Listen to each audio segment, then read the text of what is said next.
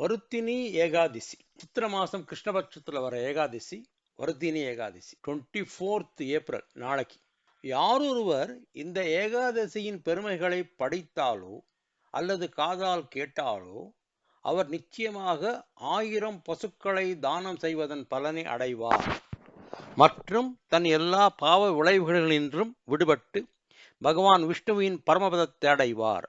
சித்திரை மாதம் கிருஷ்ணபட்சத்தில் தோன்றக்கூடிய ஏகாதசியின் பெருமைகளை பற்றி பவிஷ்யோத்தர புராணத்தில் பகவான் கிருஷ்ணருக்கும் மகாராஜா யுதிஷ்டிரருக்கும் இடையிலான உரையாடலில் விவரிக்கப்பட்டுள்ளது.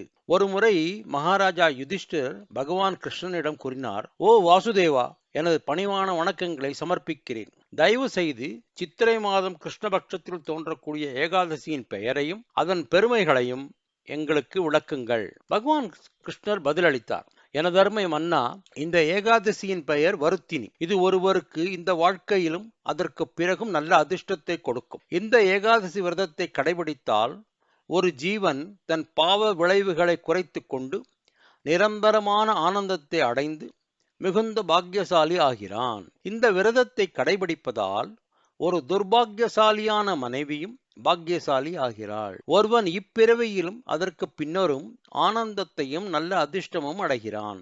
அவர்கள் அனைத்து பாவ விளைவுகளும் நீங்க பெற்று பிறப்பு இறப்பு என்ற சூழலில் இருந்து விடுபட்டு இறைவனின் தூய பக்தி தொண்டை அடைகின்றனர். இந்த ஏகாதசி விரதத்தை சரியான முறையில் கடைபிடித்து மந்தாதா என்ற மன்னன் முக்தி பெற்றார்.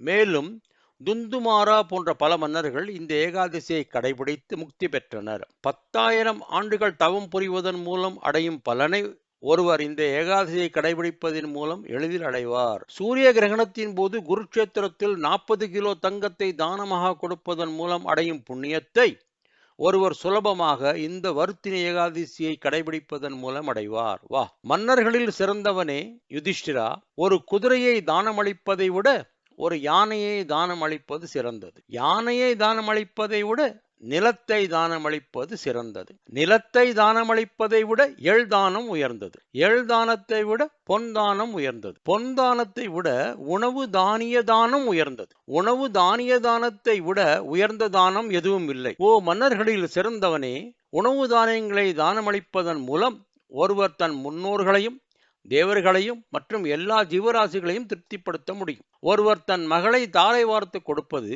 உணவு தானியங்களை தானமளிப்பதற்கு சமம் என கற்றறிந்த சான்றோர்கள் தெரிவிக்கின்றனர். உணவு தானிய தானத்தையும் பசுதானத்தையும் முழுமுதற் கடவுளையே சமப்படுத்துகிறார். அப்படின்னா உணவு தானியமும் தானம் பண்றதும் பசுதானம் ரெண்டும் ஈக்குவல்.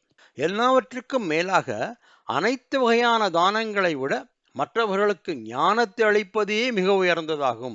வருத்தினி ஏகாதசியை கடைபிடிப்பதால் ஒருவர் எல்லாவித தானங்களின் பலனையும் அடைவார். தன் மகளை விற்று வாழ்க்கை நடத்துபவன் மிகப்பெரிய பாவத்தை செய்தவன் ஆகிறான். அத்தகையவன் கடைசி பிரளயம் வரும் வரை நரகத்திலேயே வாழ வேண்டியவன் ஆகிறான். ஆகையால் ஒருவன் தன் மகளை தாரை வார்க்கும் பொருட்டு எந்த செல்வத்தையும் ஏற்கக்கூடாது. ஓ மன்னர்களின் மன்னனே யுதிஷ்டிரா, ஒரு குடும்பஸ்தர் பேராசையின் காரணத்தால் செல்வத்திற்காக தன் மகளை விற்றால் அடுத்த பிறவியில் அவன் ஒரு பூனை உடலை அடைகிறான். ஆனால் ஒருவன் தன் வசதிக்கேற்ப ஆபரணங்களால் தன் மகளை அலங்கரித்து ஒரு நல்ல வரனுக்கு தாரை வார்த்து கொடுப்பதால் தான் அடையும் புண்ணியத்தை யமராஜாவின் சிலரான சித்திரகுப்தரனாலும் கணக்கிட முடியாது. இதுலேருந்து தான் வரதட்சணை வந்திருக்கு. நம்ம பொண்ணுக்கு நகையெல்லாம் போட்டு அனுப்புறோம்ல. இந்த ஏகாதசியை கடைபிடிப்பவர் வெண்கல பாத்திரத்தில் உண்ணுதல், மாமிசத்தை உண்ணுதல், கீரை தேன் போன்றவற்றை உண்ணுதல், மற்றவர்கள் சமைத்த உணவு ஏற்றுக்கொள்ளுதல் போன்றவற்றை தவிர்க்க வேண்டும். சூதாட்டம், உறக்கம், வெற்றிலைப்பாக்கை சுவைத்தல், மற்றவர்களை குறை சொல்வது, பாவப்பட்ட ஒருவருடன் பேசுவது, கோபம் கொள்வது, பொய் சொல்வது ஆகியவற்றை ஏகாதசி என்று தவிர்க்க வேண்டும். மேலும் ஏகாதசிக்கு முன்தினத்திலிருந்தே உடலுறவை தவிர்க்க வேண்டும். ஏகாதசிக்கு மறுநாள் வெண்கலத்தட்டில் உண்ணுதல், மாமிசம் மற்றும் தேனை உட்கொள்ளுதல், உடலுறவு, முடிவெட்டுதல், முகச்சவரம் செய்தல், உடலுக்கு எண்ணெய் தேய்ப்பது, மற்றவர்களால் படைக்கப்பட்ட உணவை உட்கொள்ளுதல் போன்றவற்றை தவிர்க்க வேண்டும். ஏகாதசி அன்னைக்கு சாப்பிடக்கூடாது, மறுநாளும் சாப்பிடப்படாது. இது மட்டுமல்லாமல் சில விதிக்கப்பட்ட ஒழுங்குமுறைகளை இந்த 3 நாட்கள் மட்டுமின்றி எப்பொழுதும் கடைபிடிக்க வேண்டும். ஒருவர் இந்த ஏகாதசியை விதிகளுக்கு உட்பட்டு கடைபிடித்தால் தன் எல்லா பாப விளைவுகளும் அழிந்துவிடும்.